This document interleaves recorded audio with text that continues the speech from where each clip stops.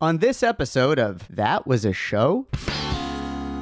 Hardball was a show. This baseball-themed workplace sitcom centered around the exploits of the fictional American League team, the Pioneers. Join Brynn, Aaron, and Barry as they bunt, hit a homer, run the bases, and some other baseball stuff. Cold open. We grew up during peak sitcom. Seinfeld, Friends, The Fresh Prince. But those shows were diamonds in the rough. This podcast is not about those diamonds. It's about the rough. Some sitcoms were briefly popular in their time. Some were canceled almost immediately. You probably won't recognize most of these, and you'll ask, that was a show?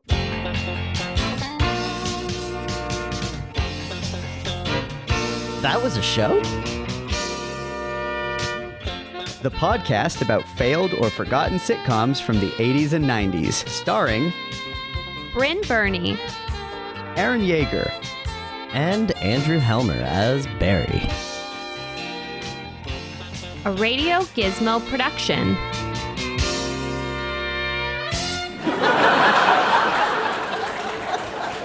All right, now let's just... Are we going to be able to work some baseball analogies into our discussion?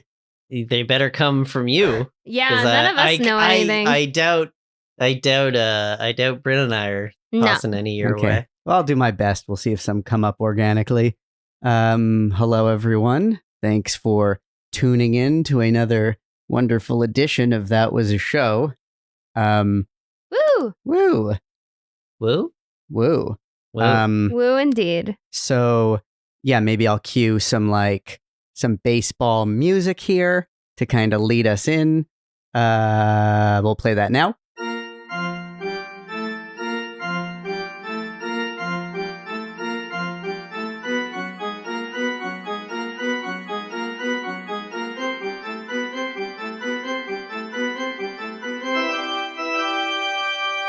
And now, maybe, Barry, you want to tell us a little bit about your pick for a show? Wow, we're just jumping right in. We are. Yeah. Oh, would you? All right. Oh, was there some small talk? No, absolutely not. I feel like our small talk is absolutely our small talk game is not good. So let's just jump right in. I'm surprised that this is the second sitcom that we've covered that's centered around baseball. So I know. Yeah. And I wonder if there are any more out there. I might have to look it up. There probably are. It's like America's sport. So, I'm not surprised there's many sitcoms about it. The national pastime, right? Yeah. Indeed it is. Indeed it is. So, this week we watched Hardball, which, as I mentioned in my preamble earlier, it's a baseball-themed workplace sitcom. And it concerned the antics of a fictional American League team, the Pioneers. Now, the team itself comprised of some actors who later on to become some heavy hitters themselves. You did it. You didn't think you could do it, but you did it. Yeah, I did it. Like Bruce Greenwood, Mike Starr, Phill Lewis, Joe Rogan, and Kenny Bania himself, Steve Hytner. It aired on Fox between September and November of 1994, specifically during the big Major League Baseball strike of the 94-95 season. Oh, that's interesting. Yeah, because America needs their baseball. Yeah. But it wasn't this one, because even though 9 episodes of the show were produced, only 7 of them aired. Wow. We watched the pilot. And then we watched the last episode that ever aired, which was number 7. It was called My Name is Hard B. Yeah. So it was certainly a show. I'll just go into the pilot. The reason I picked it basically was because I just watched the excellent Fall of the House of Usher. And I just think Bruce Greenwood is just the man. He's just dreamy. And yeah, he is. It was so weird to see this show from 94 and Bruce Greenwood's already complaining about being too old. Yeah. Meanwhile, I watched, a show from 2023 and I'm just like, man, look at this fucking guy. This fucking handsome fucking... He has aged beefcake of a man. very well. Yeah, like a fine wine for sure. Yeah. He's up there with like Paul Rudd. Like, just gets better with age. Like he in Fall of the House of Usher, he came in late because they fired Frank Langella from the role. Because Frank Langella was doing up to no good. And it's like, those aren't the same actors at all. Yeah. Yeah, it's a very different way to go. Very different direction. Yeah. Anyway, so that's a different show. This is Hardball. So in the pilot, we're introduced to the team as their losing streak continues. Hoping to shake things up, team owner Mitzi, played by Rose Marie, fires the head coach and brings in an acerbic new coach, Happy Talbot, played with pretty deadpan ferociousness by Dan Florek. Happy immediately comes in looking to right the sinking ship.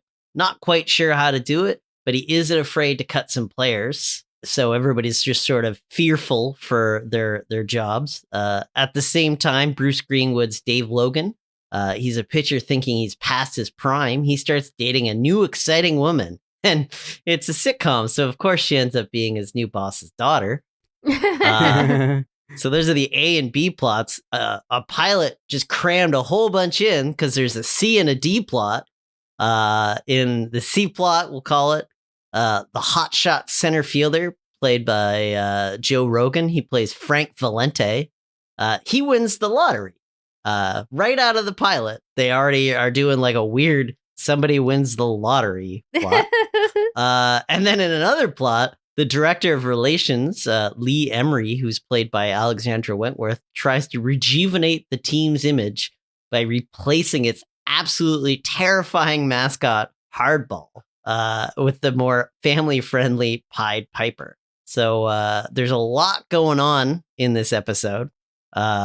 Instead of our usual go through it scene by scene, I thought I would just try to do a nice short, that's what the episode was about. And let's just launch in and talk about it. In our commentary. Yeah, that was an excellent summary. One thing I have to just pose as a question, and I'm not expecting anyone to answer this right off the top, but when you mentioned that this was made in the context of that baseball strike, I can't help but wonder, I'm going to dovetail a compliment I have for the show, as well as a question into one comment, which is that I was surprised by the quality of the production values of this show. We have reviewed another baseball show before, and we've also reviewed many shows that involve a workplace or a setting that is, from a set and cast standpoint, difficult to visually achieve. And most sitcoms simply don't show the things that really help you achieve it correctly. They just kind of, we've talked about this even like in the context of a show about, an airport and air travel, where most of it took place in like a bland office room and a bar, and they only used the airplane set like once, it seemed like, and things like that, where sitcoms often kind of rely on the conversations people have off from the location where theoretically like the good stuff would happen. They're away from the action and they're talking about the action. Yeah, exactly. That's a good way to put it. So I was very impressed that this show took place in a real-ass baseball stadium. I was like, wait, is this supposed to be a major league team? There's no way they're going to do justice to showing a major league team, but they did. The show is shot in a major league stadium. And so I'm watching that and I'm like, that's impressive. Like, say what you want about the storylines or anything else. They took this concept to the end of the line as far as like pulling off the execution of shooting it, right? Yeah. They had large numbers of background actors to fill in seats. Obviously, that's true. They had a lot of extras. They intercut large numbers of extras with stock footage of an entire full stadium, and they expertly edited that to make it really feel like these characters were playing games in the stadium with a real crowd. And they did a very good job. They did that shockingly well. So then that brings up this question now. Sorry about this long-winded thing. Did they lose access to that when the baseball strike ended, and that's one of the things that tanked the show? No, the show tanked. The show just effing tanked. It lasted a month and a half. The strike was still going on. Okay. Right. It just tanked. But I was like, how did they get access to this stadium? And is it an old stadium though that maybe they shut down to like open a new one? Right. Okay. Or if it wasn't, could they have just done that? I think you would have just maybe seen less baseball as the show went on. Right. Because it's certainly, coming at this from 2023. When you've got a show like Ted Lasso, Lasso has, the hundreds of millions of dollars that Apple dumped into it. Yeah. But still employed quite a lot of special effects to take care of all that. Yeah. Right. Because even they had a hard time, getting everything, and they put a lot of effort into it. Whereas this, there's like no money. So I guess, a different sitcom, a different podcast talking about Hardball might have dove right in and been like, where did they shoot this? We're not that show. Right. No. we're not that show. So we're just going to post a bunch of open-ended questions and shout them into the ether. Right. That no one will ever be compelled to answer ever. Because if not us, who? But the other... We're all they have. Yeah. And my second compliment of the show before we start tearing into it is you brought up both Dan Florek and Bruce Greenwood. I thought they both carried it, knocked it out of the park. Yeah, I knew. Especially in the pilot. They were funny. They were legitimately funny, charming, and just good. They're just good actors. They were just solid. like a master class. The two of them. Yeah, and that's not to say anything. Mike Starr is always funny. Yeah. And Mike Starr, I thought, was very funny, especially his back and forths with Bruce Greenwood was a part of the show I really enjoyed. Yeah. But the rest of it, not so much. I feel like, it was a lot of like weird big performances, a lot of mugging to the camera, like on a lot of people's part, like besides those three. And like, I mean, like, I don't want to talk about Joe Rogan, but like, he was like the worst actor in the show. Yeah, let's talk about Joe Rogan. So for the sake of this podcast, we're going to be talking about Joe Rogan, the sitcom actor. Yeah. Joe Rogan would later go on to be in news radio and be pretty dependable on there. Yeah. I mean, he's rough here. Yeah, he's real rough. And he's doing a character. And like he's trying, but he has like this weird laugh that he thinks is hilarious, but is just grating on the nerves to hear. And it's a choice. Yeah. On the topic of news radio, I watched news radio a lot, growing up, and I don't remember him being. He was good in it. Like he was fine. He was like doing the thing. Like he wasn't over the top. And in this, he made some real choices. He had some like real hammy faces. But to be fair, it does make you wonder how much of it was him and how much of it was that's the direction that character was given. We don't know. We don't know. But you feel like maybe he is either they're trying or he's trying to be the breakout. Yeah. But like the less of him the episode has, the better. Yeah. If they were trying to make him the Kramer of that world, the silliest breakout character, that failed. That was the interesting thing about this pilot is that the most genuinely funny moments in the pilot, and there were some lines and some moments that were genuinely funny for me, came from the quote unquote straight man characters, like the Bruce Greenwood and Dan Florek characters.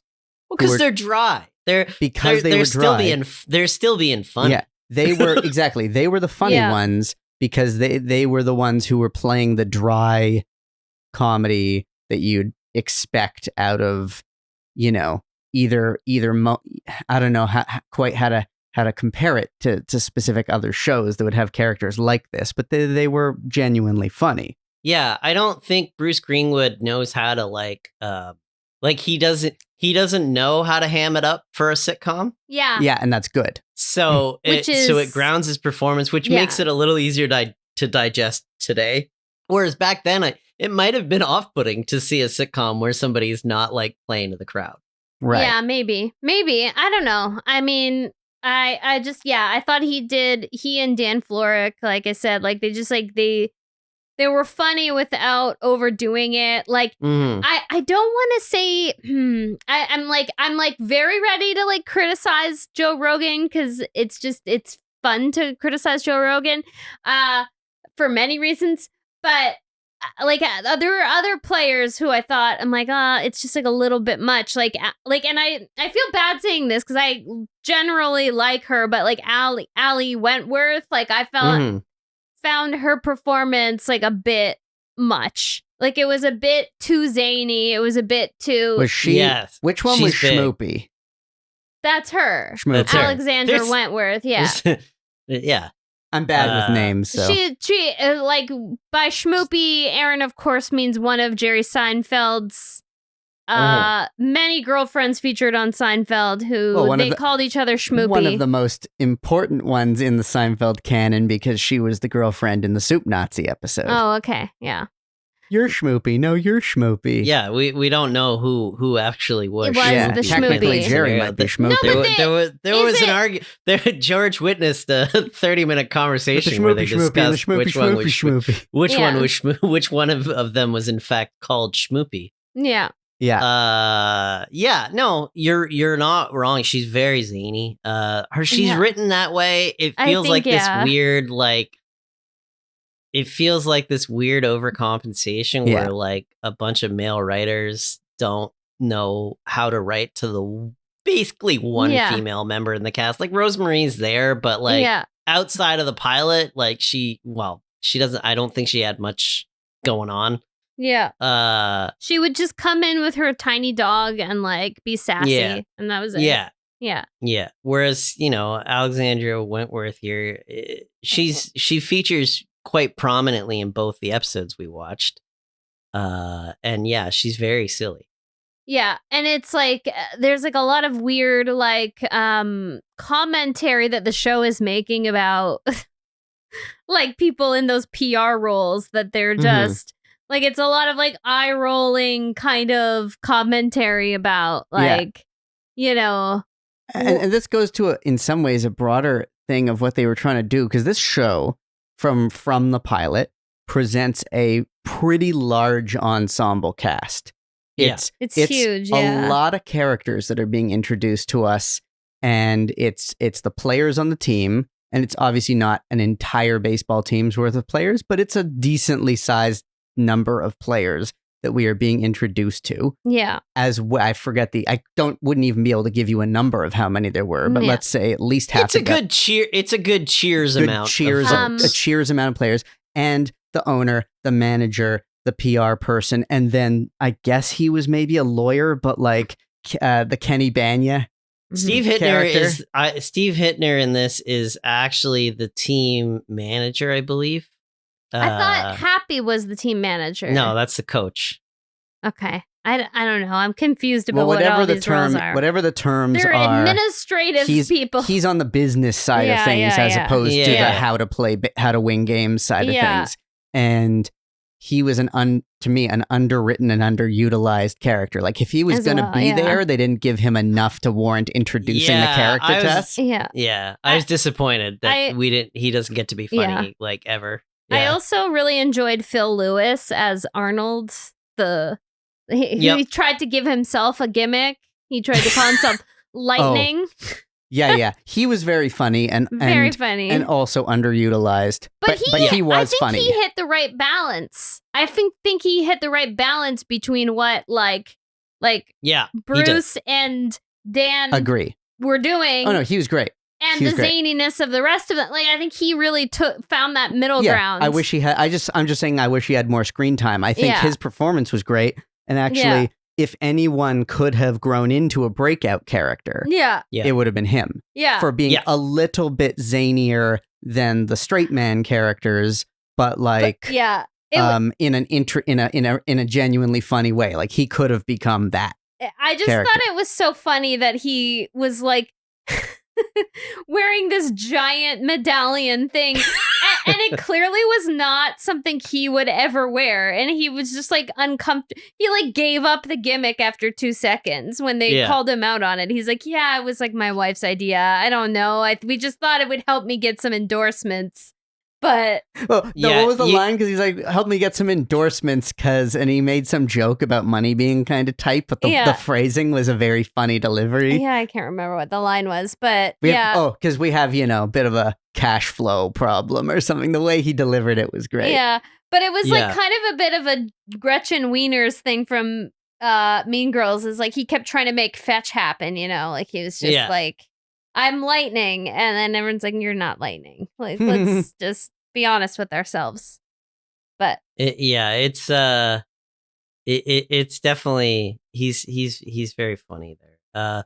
But yeah, like the rest of the team, like there's a few other members, and like one of them is like a naive like pretty boy character, and he just falls flat. Like he's like a mimbo, like every line delivery he had, like it just didn't work for me. I felt like a lot of the pacing of the show was just a little flat. Like there was like a lot of moments that were supposed to be very funny, but they just, and I'm like, okay, I can see that the writing is okay, but it's just, there's just something like not quite right. I'm glad you said that, Aaron's because got very activated by me saying I that. have a note where I wrote, the pacing and rhythm is slightly off. Yeah. Maybe forgivable for a pilot, but the other episode, pilot was clunky. But the other episode we watched kind of still had the same issue. But what's remarkable is, like you said, there's an A story, a B story, a C story, a D story. They introduce us to at least 10 recurring characters. I don't know an exact count, but I'm going to guess at least 10. Huge cast. We're not that show, guys. No, we're not that show. Yeah. But huge cast. Yeah. Huge number of plot lines. Yeah. Big sets. Hugely expansive. Like, they crammed so much into 25 minutes. Yeah. And yet the pacing felt slow. It felt kind of clunky and slow. And I'm trying to figure this out. I'm like, there's a lot of dialogue going on. Yeah. There's a lot of jokes. There's a lot of characters, but it doesn't have that fast, snappy rhythm. Well, because that I would expect. At the end of the day, the show, like most of these, like, workplace or hangout shows, really just wants to be about people hanging out and bantering back and forth. Yeah. It wants to be cheers, right? Yes. It wants to keep them there, it wants them in that locker room. Yeah. Yeah. But the plot keeps getting in the way of that, and they keep having to like cram more and more in. And therefore, anytime you do have those scenes where they're bantering, the show settles into being funny. But then there's like kind of that. One of my things was, it was Fox, and I wonder I noticed this a lot in both episodes, and this is coming, it's 94, so we're deep into Married with Children at this point. Mm-hmm. Is there studio notes coming, this needs to be edgier, this needs to be more offensive? I mean, because maybe. That's what didn't work for me. Is like, there was so much shit in it that I was like, well, why'd you make that joke? Like, that's not funny, that's mean. And I kind of like, again, I'm the guy who hates Married with Children and always have. So I'm just like, I don't get Fox's like, let's just be mean. Yeah, it's definitely like, it was definitely the rudest content on television on like Fox. Rude, crude. Yeah, I'll just, sorry to like, this is kind of backtracking a little bit, but just like on the whole topic of too many characters and too much going on, this is the problem with writing a baseball show. Like, the problem is there's just too many. Like, if you want to show the players, then you have to show multiple players. It's almost like you need to pick an aspect of baseball and just focus on that group. Like, it's like, focus on the administrators. Focus on, like, other people. And then just, like, the players are just kind of in the background. Like, like, I don't know. Like, but yet people, like, inevitably are going to want to see the players. So that's like the issue. It's like, it becomes this big, and then that was like what we saw with like A League of Their Own too. There was like a ton of actors, a ton of stuff going on. I mean, I didn't mind it as much because it was an all-women team, so it was like fun to have this like big ensemble of funny women. But I just was like...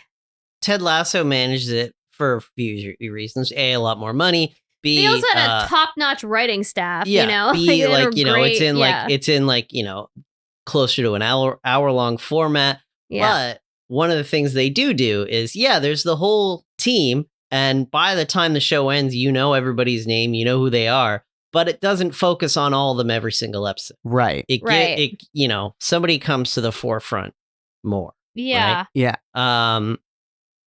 That's probably the thing of like, Cheers works with a large ensemble cast in a bar because people hanging out in a bar is such a simplistic, low stakes, relatable environment that you can insert any relatable joke about life into that. It's such a clean slate of a foundation because the bar, it's not like, maybe the way I'll put it is, it's not like Cheers is about alcohol consumption. Like the bar is just window dressing. The actual apparatus of the bar doesn't matter at all. Like the bar isn't like Cheers is not a show about drinking, whereas like a baseball show by necessity almost has to be a show about the game of baseball to at least some extent, which is a challenging format to write for in a half-hour weekly sitcom. I just want to go back. I think there's a version of this show that easily works, and similar. Mm-hmm. Like I would cut the I don't care, and I don't think America cares about the administration side of running this. Like Ted Lasso works because of Ted Lasso and the characters that he surrounds himself with. But something like this, just cut the rest of them out and just focus on the players. Make some of them funnier, but yeah. Or if you were focusing on the administrator side of it, then I forget his name, Happy whatever. Dan Flork. Well, that's fine. You get your coach. The coach has to be there. Dan Flork's character works, but it can just be him and the team. And the person who metaphorically represents the administration of the team and the pressures of having to win games and sell tickets and all of that can be all funneled through that one you need a very strong performer to carry that. Yeah. And it can all funnel through that one person. I was just going to go back to that point about like, you don't like Married with Children. I wouldn't say I love that show. I've enjoyed it in small doses on rare occasions, but where I think, we've talked about this before, like, is it too bad or not bad enough? Married with Children is a show where that all of these characters are scumbags. Yeah. So the point is that all of the things they say and do can be like shitty things. And that these are not heroic characters. And that's going to be super difficult to do in a show about baseball, where the point is this team is supposed to win. The point is these characters are supposed to be heroes. So then don't make them shitty. Like, then don't wade into that because... But was it also supposed to be a thing where it was like this kind of rough and tumble team? Like... Well, they're a major league team. Like they're a major league team. Well, they're American League. They're the American. Oh, the American League. League. They're close. Well, the American League is one half of the majors. There's the National League and the American League. We don't know anything. Okay. We don't fucking know. It's the team they were portraying. There's probably, if there's American listeners out there, they're probably cringing right now. As far as I can tell, the team they were portraying was Major League Baseball. Yeah. And they made reference to the new manager coming up from having worked years in the minors. Okay. And this is his first gig in the majors. Okay. And the American League is one of the two. I don't know why I don't know enough about it to know why it's broken down this way, but there are two leagues. Like, for instance, just like hockey, there's conference. Yeah. So like a conference. So as far as I know, like the Toronto Blue Jays are in one of the two. And I know a lot of listeners are going to be, I think the Toronto... I was going to ask, which one are we in? Are Canada's one team? I think it's the American League. The other one's the National League. I think the Jays are in the American League. And I'm going to look this up because... looks like Barry's looking it up. Boy, are you looking it up? There are some listeners who will be livid that I don't know this. People are rolling their eyes so hard at us right now. It's like... Yeah, we're nerds. We don't care about sports. American League and the National League. Yeah. And the National League. The Blue Jays compete in the American League East Division. Yeah.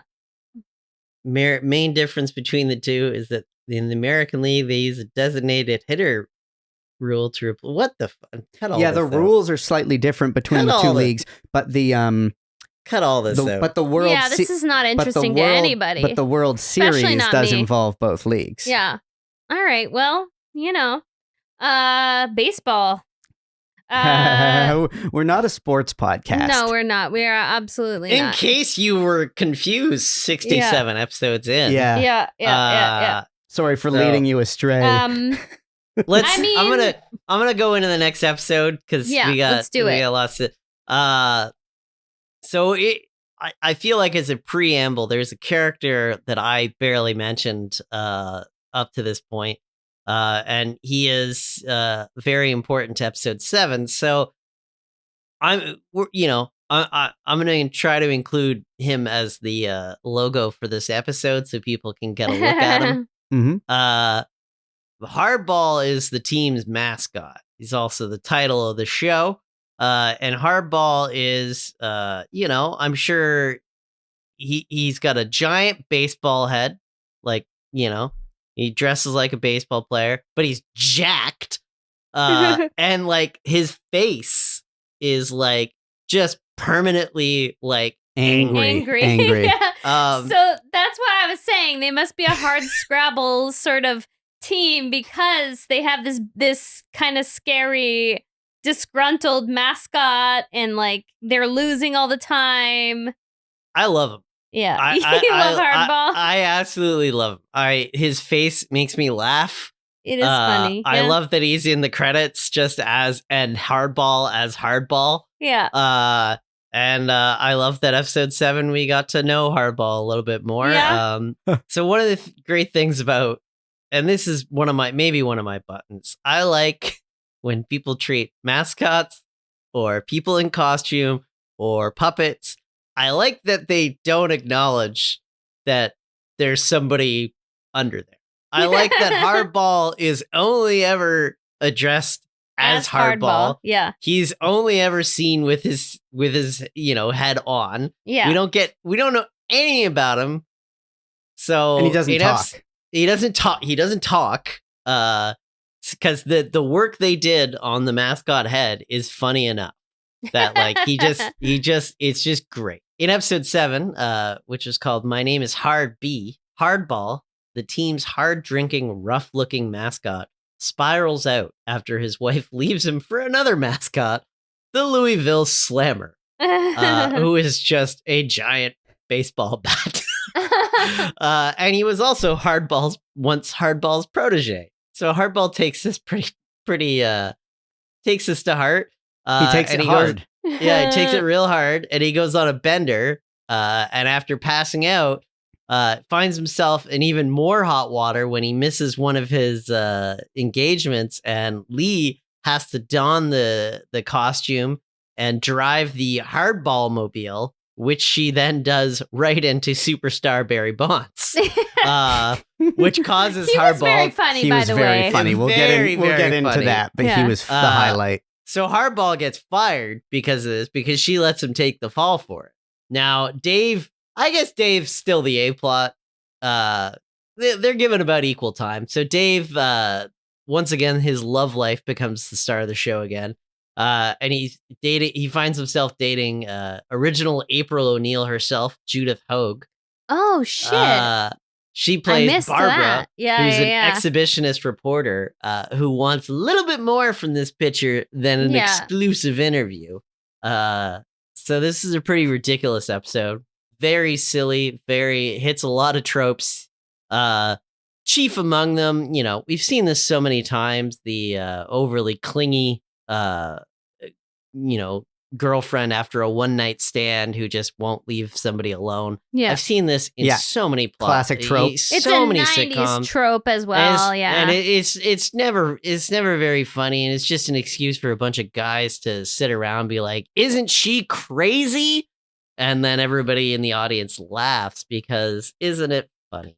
Yeah. So I wasn't a huge fan of that plot line at all. I mean, Bruce Greenwood, once again, very dependable in it because he's not really that much of a jerk in that plot line. No. He's just sort of like the everybody other guys else might be, but all the other guys are just sort of being jerky about it. And he's just like, guys, this is like kind of serious. Like she's really clinging and she's really like not taking hints and like he's more just confused and concerned. He's like, why is she saying that his we're reaction engaged? His reaction isn't mean. Yeah. He's just like, what's happening? Yeah. Yeah. But she keeps bringing food, which is, again, it's always like it's the same tired jokes over and over again. She keeps bringing food to the team and they all eat all the food. And of course the food's really good. So they don't want him to break up with her. Yeah. And like, you've seen this plot line.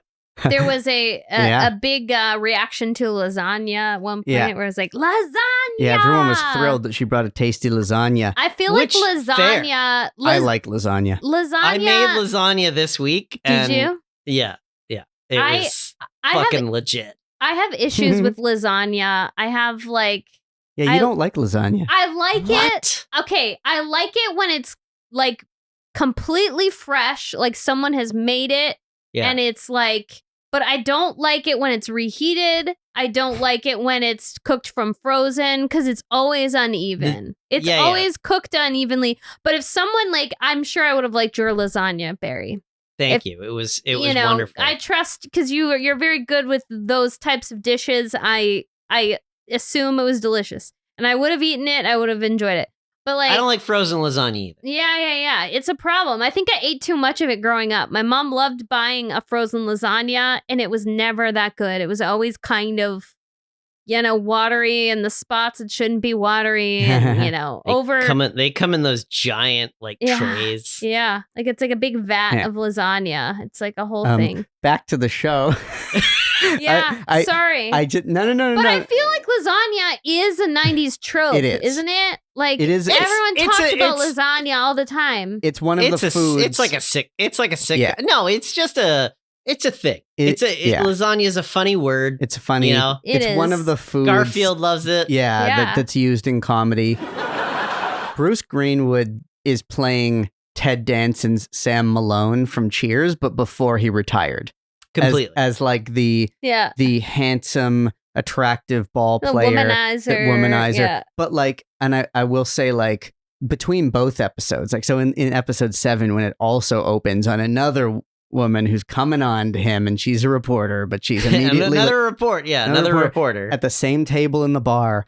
And I would say normally my cringe factor on that plot device would have been even higher, except that Bruce Greenwood. Well, here's the thing. He is the pitcher on a pro Major League Baseball team, and he is very strikingly handsome and charming.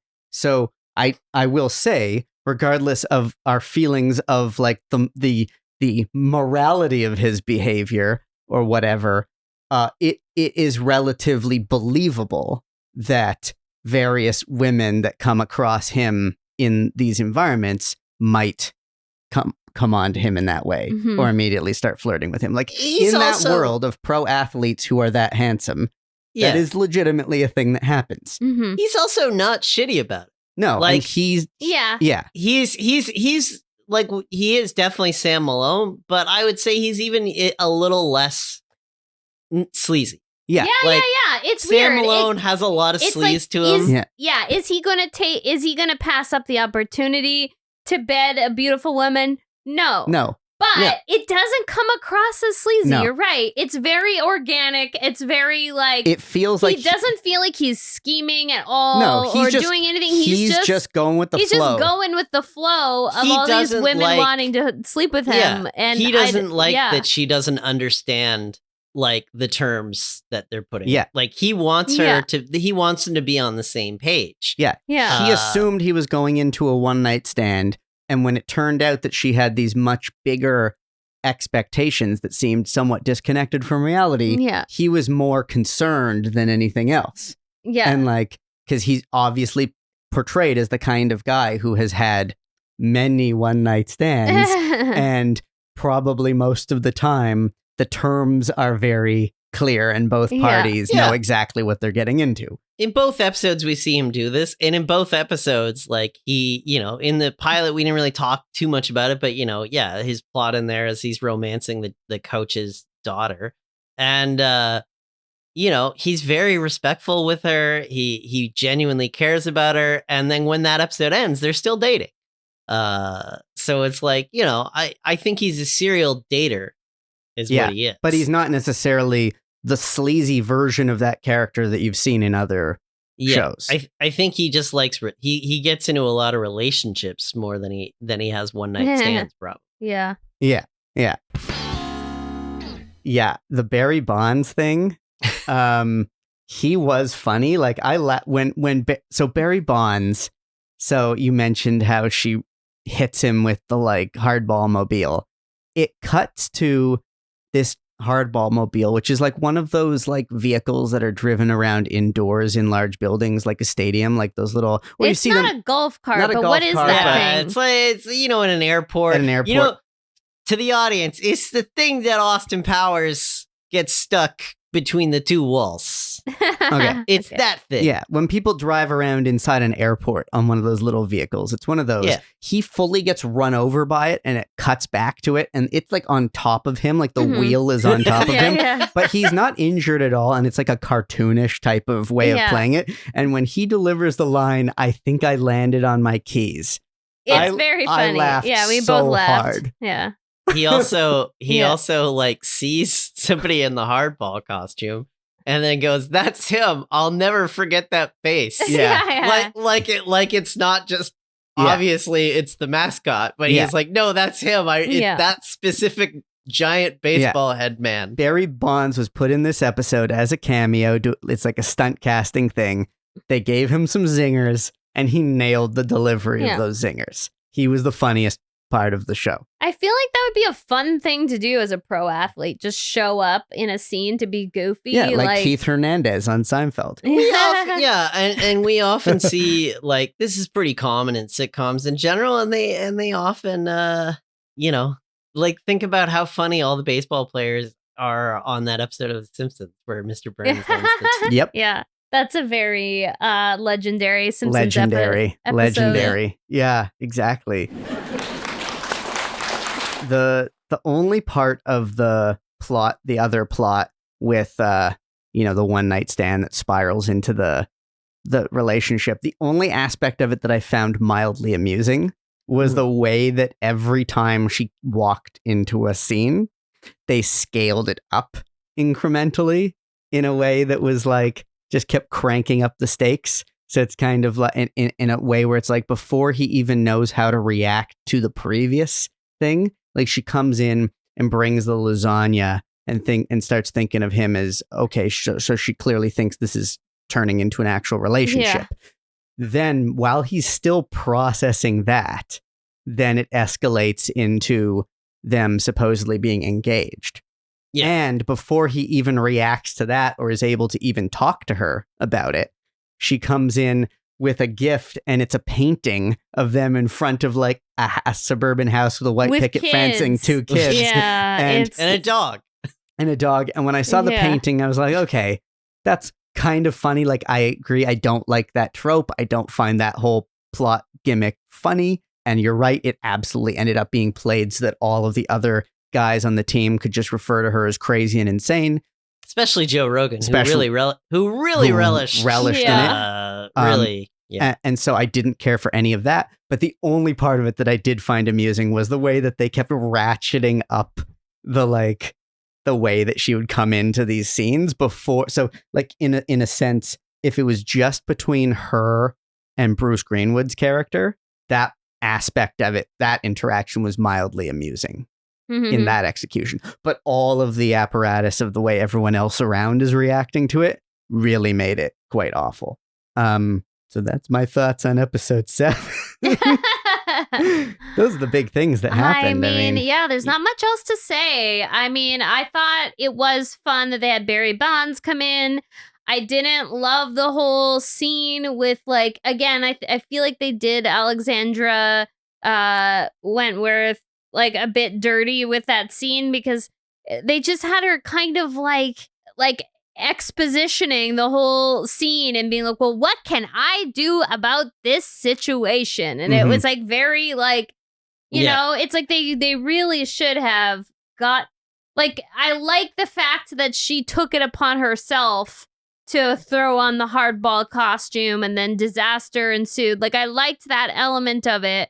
But, like, just, like, the lead up to that, I just thought it was so, like, drawn out and, like, awkward. And it just, like, I don't know. Yeah.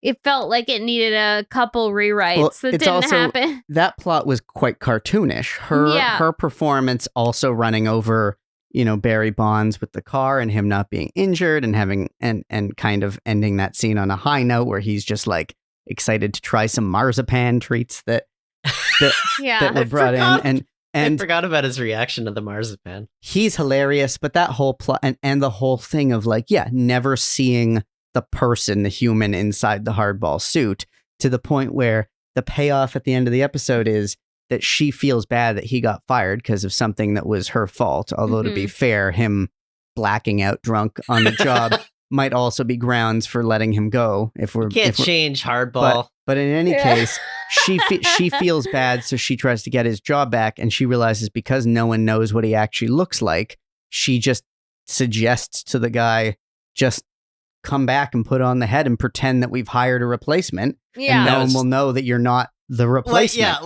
Like he doesn't have any, like, I love that. Like there are no pay stubs to deal with. Like all the pay stubs were clearly written out to hardball.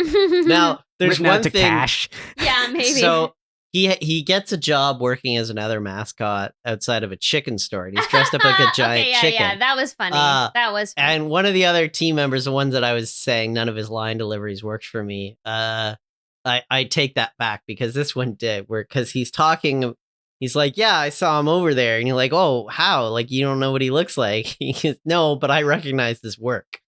Yeah, that was funny. I did like that line. The only thing that I really wanted, especially because they said he's dressed up as a giant chicken, he's over at this chicken shack, I wanted them to cut to him dressed up as a chicken, but still wearing the giant baseball. Yeah. That's what I needed there. I needed not just to him to have moved on to another mascot. I needed somehow the head came with him. Right, because it's mixing metaphors, because it's basically, if he can take off the head and be in a different mascot outfit, it is kind of like admitting to the audience there's a real human inside this thing. And also, how funny would it be, like, just to have the beak on the ball, a beak stuck to the ball, and like chicken wings on the arms, but still have the giant baseball. I can get behind that. But then she wouldn't have been able to put on the giant baseball head. No, I'm not saying that to say that he's not a person out there. I just think that it would be funny if his whole shtick is, like, everywhere he goes, like, somehow the baseball, the idea of him wearing a giant baseball is somehow his idea. Yeah, is what. But where I kind of started this whole thing was like, I don't understand how a show has a plot line that is that cartoonish. Yeah. But that the other plot lines or the rest of the world doesn't share in some of that surrealism. Yeah. And so to me, it's like, I don't know how both can work. Like, I'm trying to think, are there other sitcoms that have skillfully... Seinfeld traffics in cartoony a fair bit. Oh, they do, but what I'm saying manages to also have a plot going on at the same time that isn't on it. True, but I mean, the cartooniness in Seinfeld happens in many times in many different ways through different characters and different kinds of, whereas, like, I guess what I'm asking is this show something where they were going to have other cartoony plots that involve not just the hardball character, but like other things. Definitely. I was that's running a continuous motif. I was running through the episode plot lines, and like they all seem pretty cartoon. Oh, they do? Okay. Yeah. One thing I'll throw out there, just because I didn't have any else otherwhere to throw it. Another Jonathan Wolf. Oh, snap. Okay. I didn't even notice that. Well, how about that? Yeah, just before we go into the segments, my one last thought is that this show to me felt like less than the sum of its parts.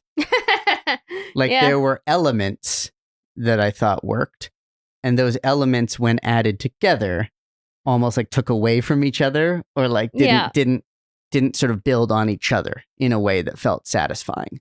But there were individual moments. There were lots of lines, certain characters that were funny, certain things that worked, but it didn't quite gel together cohesively.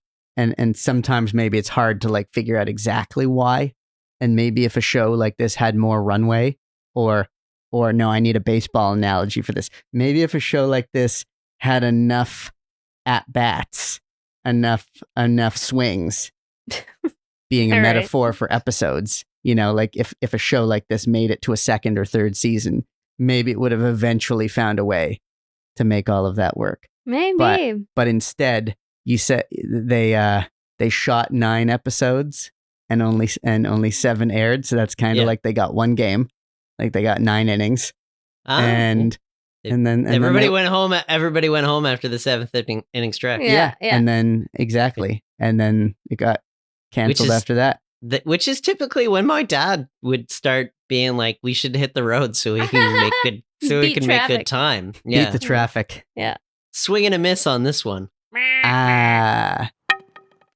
Well, Brynn, does Hardball connect with friends? Yeah, it does. A bunch of ways. All right. So, and there's even more than what I'm going to highlight here. So everyone's welcome to do their own little IMDb deep dive. But yeah, from what I could see, there were like quite a few fun little connections. So I'll start with a couple that are through Alexandra Wentworth. So as we said, she plays Lee Emery on Hardball. So she was also in the movie Office Space, which co-starred Jennifer Aniston. And Jennifer Aniston was, of course, Rachel Green on Friends. So there's a 2-degree connection. She also guest starred on Cougar Town, which, of course, starred Courtney Cox. And Courtney Cox is Monica on Friends. So that's another 2-degree connection. Great show. We've got another connection via Bruce Greenwood. Just take that again. No, leave it in.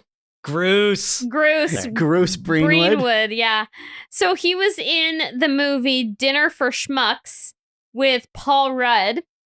And then Paul Rudd had a recurring role in Friends. So there's a 2-degree connection.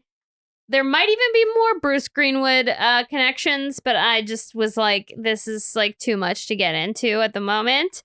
There are also quite a few through Phill Lewis, which I found interesting. So, of course, as we said, he plays Arnold Nixon, aka Lightning.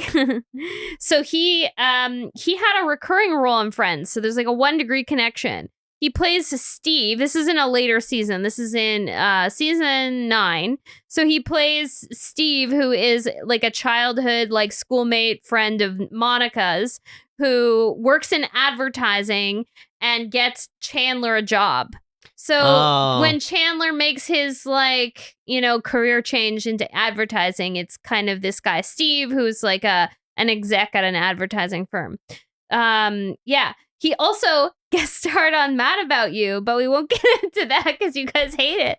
You know what? I'm curious, though. I have to ask because Mad About You comes up a lot. I don't know if you've ever done a 6 degrees connection. Yeah. Using Seinfeld as one of the steps. I really should because one of them is in Seinfeld. Like Courtney Cox is in Seinfeld. Yeah. As is she in 2 episodes or just the 1? I don't remember if it's 1 or 2. Anyway, I know I think she's just in. It's a giant blind spot that I haven't tried to, because a lot of these people in a lot of these shows that we cover have been in Seinfeld. So it's definitely a huge branch of the 6 degrees that I have not been going for because I just feel like it will. Yeah, I was wondering if you were avoiding it because it feels too easy or something. She's in 1 episode. Exactly. So it's a bit of a reach. And yeah, I know that I do guest star things on here, but it's more fun to go through the less well-known ones. And now you guys get so annoyed with me when I talk about Mad About You that I can't resist.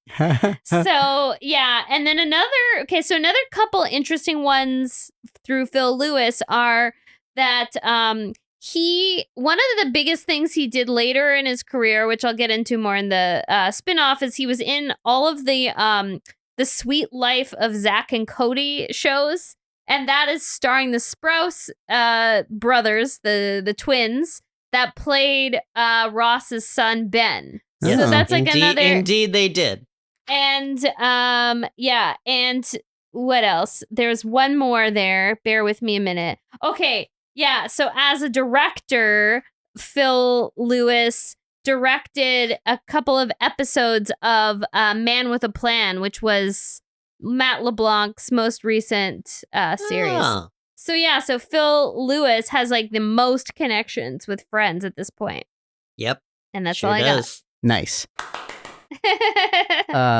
Spin-off time? Yeah, I mean, based on our conversation leading up to right now, obviously it was a stacked cast. Like nobody on this show was hurting for work before or after this. Everyone kept working steadily. Everyone kept having very successful TV careers. So yeah, I'll start with Steve Hytner. He continued to play Kenny Bania on Seinfeld after this, off and on. Like he'd pop in like throughout all the series. Round teen. Yeah, round teen. The cup is round. Gold. Yeah. And, he also had some other like successful runs on series, including Working and The Bill Engvall Show. And then he's still popping up in stuff now and then as a guest star recently. Like a couple recent things I saw him in were The Goldbergs and Silicon Valley. Phill Lewis, who I already talked about a bunch, he's had a really successful and long career. Like soon after his time on Hardball, he had a recurring role on The Wayans Brothers. He also had a role on Yes Dear, Scrubs. And again, one of his biggest things was like the multiple, like the original series, The Sweet Life of Zach and Cody, and all the spin-offs and whatever little one-off movies. I don't know what the role is, but I assume it was some sort of like, because I think these kids live in a hotel. I know he is the concierge. Okay, that makes sense. I was going to say he must be like the manager or the concierge or something of the hotel that these kids live in. And so that's why he's like in all of it. He also directed many episodes of that series. He's a really prolific TV director now as well. So he does still act, pops up here and there, but he also directs a ton. So he's a really busy guy.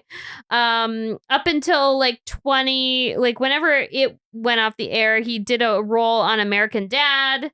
Some of the directing credits he's had recently, he did an episode of the Frasier reboot. He did many episodes of iCarly, How I Met Your Father, Two Broke Girls, and as I already mentioned, A Man with a Plan. Then we'll go to Alexandra Wentworth. She's also had a really interesting career. She's like kind of, she's appeared in a lot of TV and a lot of movies. Some of the notable movie credits where she kind of had a, a supporting role include Jerry Maguire, Office Space, It's Complicated, and then TV guest star roles. She's had a lot of memorable ones in the 90s, including Seinfeld, which we already mentioned. And then Felicity as well. And then later on, she was in Cougar Town. More recently, she was in an episode of Search Party. She had a couple of series that she co-created and created that she starred in, including Nightcap. And then the other one was Headcase.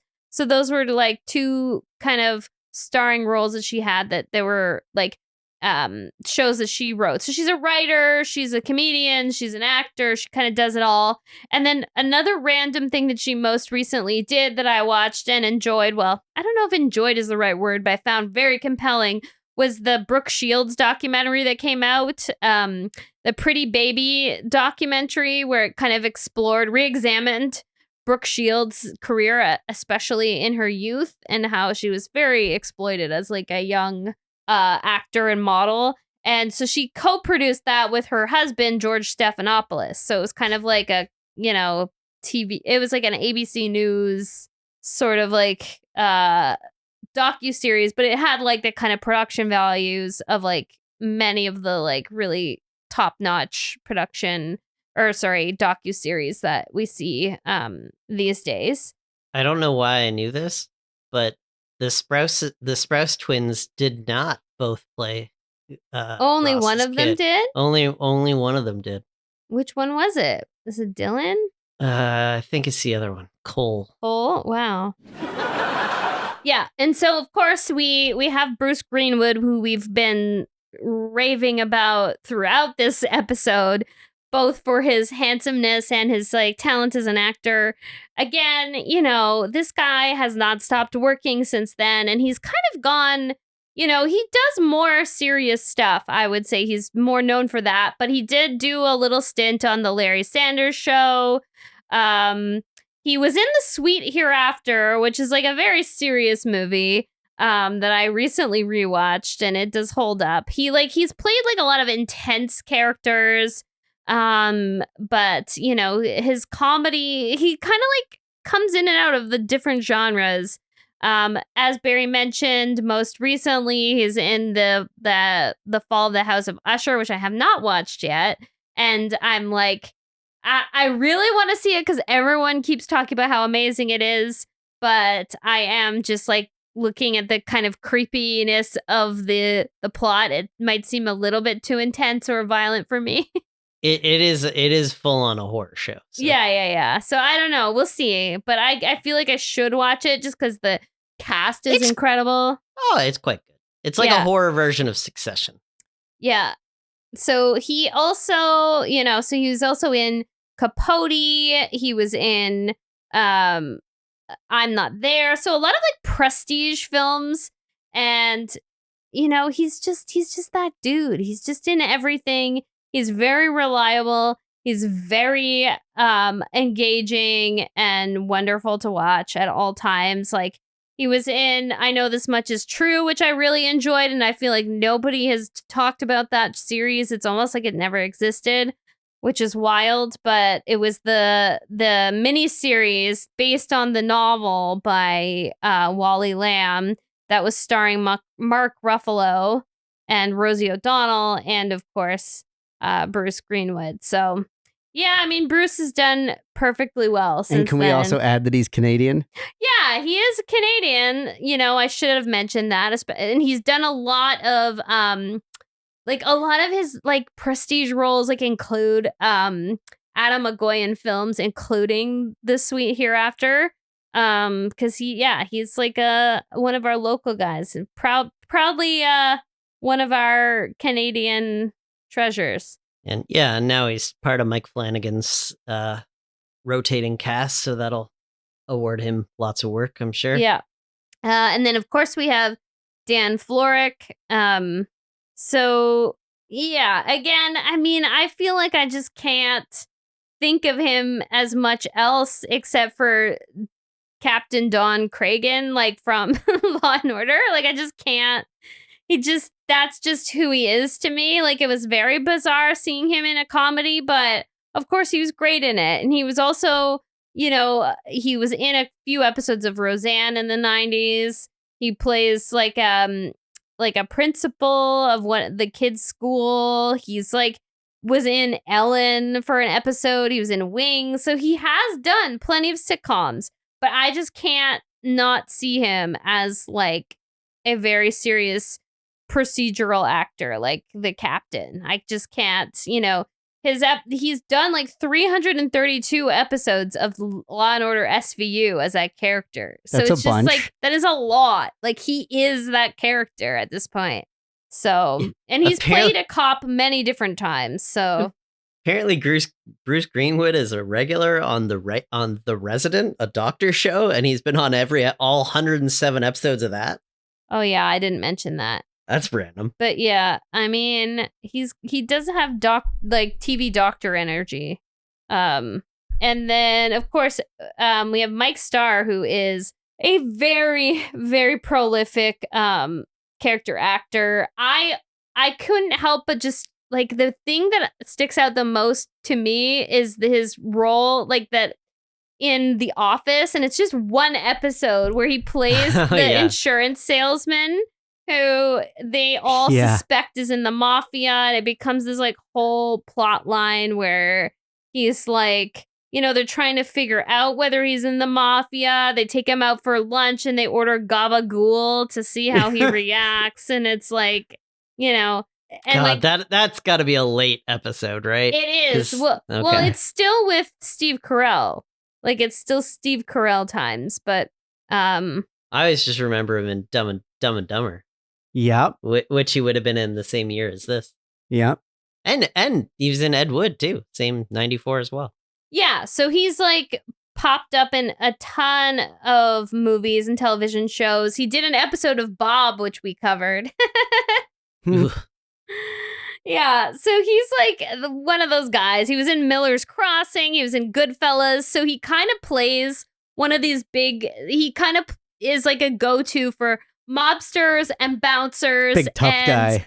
Henchmen. Like, he just has that presence to him. Yeah, if you want a big tough guy who can also be funny. Yeah. And in a dry way. Exactly. And that usually is how he's used too, because usually, yes, they hire him for that role, but he's almost always asked to be kind of funny too. Yeah. Yeah. Yeah. He was in, like, he's just in everything. He's in, Scrubs, Jersey Girl. Oh, he also is in Kroll Show playing Bobby Bottle Service's father in one episode. Oh, that's amazing. Yeah, so he's been around the block. Like, he's like a legend. He has like 245 IMDb credits. So he's just one of those dudes that makes sense. Like one of those classic character actors. He's not like a household name, but he's just been in like everything you've ever seen. Face. Know his face. He's a household face. Yeah.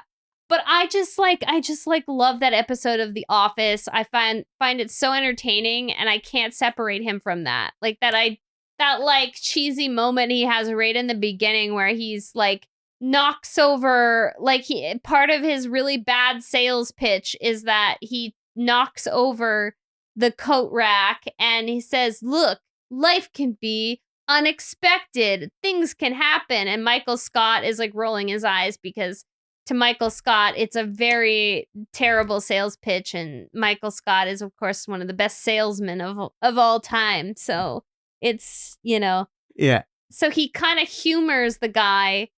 He kind of humors him by giving him his time and letting him try to pitch the insurance. But then they all get fascinated because they assume that he's in the mafia. So. Yeah, it is a later episode, but a Michael Scott episode. It is one of their silly plot lines. Yeah. I remember it. Pretty silly. If honestly, I would say if it's past this 5th season, I probably have only seen it like the one time. And I only throw out I only throw out 5th season as a general random number. I feel like that's when I remember sort of. I've rewatched the whole series multiple times at this point. I feel like it's like now become like a real comfort show. Well, you and so many people have it on. I know. Just like all the time, which is like weird. It's just never been one of mine. Yeah, I enjoy it. Yeah. I should rewatch it. I found a fun Mike Starr credit, which I thought was fun. In 2011, he did 30 episodes of The Young and the Restless. Yeah, it's so funny when people do that. When people like, they're known for like one genre and then they just get this soap opera gig and it's like no one that knows them from the standard stuff that they do would have seen them in the soap opera. It's just like a steady gig. Maybe, yeah. That's cool. I mean, that's the thing is like 30 episodes. That's like maybe less than a year's worth of. Yeah, a lot of soap operas do daily episodes. Yeah. So 30 episodes might only be like 6 to 8 weeks. Yeah. Good money too, I'm sure. Yeah. I don't know. I don't know if I've ever watched a whole episode of a soap opera. What? Like a proper soap opera.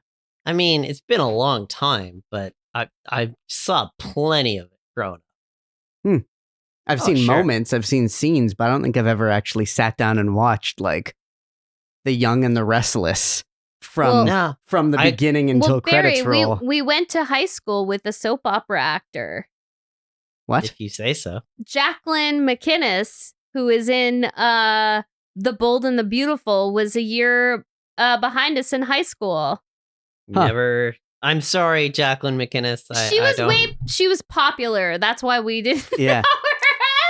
She's a year younger than us, and she was popular. So, we were popular. I don't know about that. But anyway, she's on the Bold I don't know if she's still on there. Again, apologies to Jacqueline McInnes, who obviously does not listen to this. But apologies that I don't know if you're still on there. But I know she was for a long time. So Good for her. Yeah. I always liked that Seinfeld episode about Jerry's guilty pleasure of watching a soap opera and not wanting to admit it. That's not a soap opera. That's Melrose Place. That was a primetime show.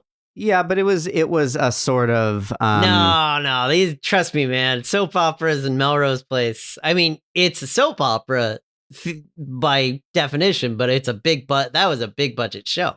I guess that was not on Fox. So call it. Yeah, I guess it's in that realm of like highly big budget, popular, but technically like the sort of plots of a soap opera, like whatever you want to call it. I guess it's not like a hard soap opera the way you'd refer to like. I'm just saying that was a network drama. Sure. Soap operas are syndicated, shot for $28 like daily shows. Fair. Okay. I wouldn't mind checking in with Mr. Producer, and maybe we do a quick call with him and see what he has to say about Hardball.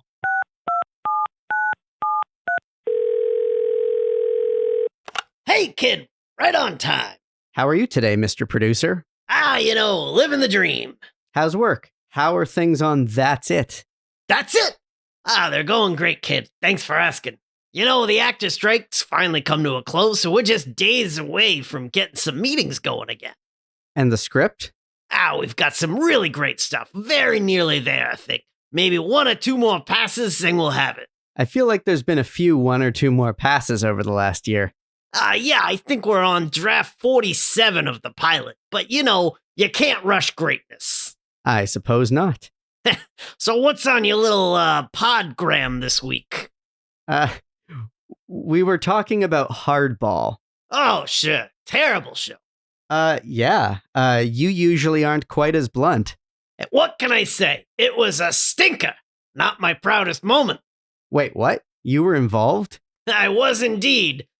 Sometimes I step out from behind the desk, from behind the boardroom doors, and I take a leap out into the lemon light and shoot my shot.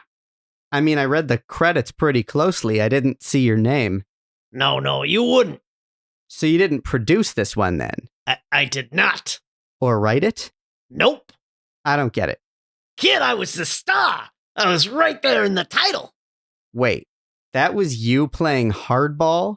It was indeed. Well, for the pilot at least. After that, sometimes you just gotta hop out when the project isn't right. I guess so.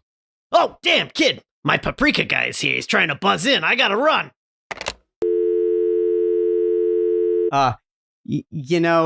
I would love to get more insights from Mr. P on food and various condiments and food embellishments. I feel like we know he has a lot to say about pickles. We've been learning recently about hot peppers and paprika now. I don't know. I feel like this is building into a pretty considerable body of knowledge when it comes to flavors and condiments. Give that guy a cooking show. Yeah, maybe. I wonder if he's ever tried to develop a cooking show. Anyway, that was Hardball. And at the risk of going into extra innings, we better wrap it up now. Beat the traffic home. Yeah.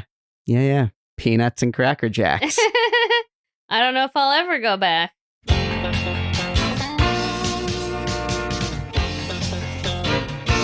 That Was a Show is created and hosted by Brynn Byrne, Andrew Barry Helmer, and myself, Aaron Yeger.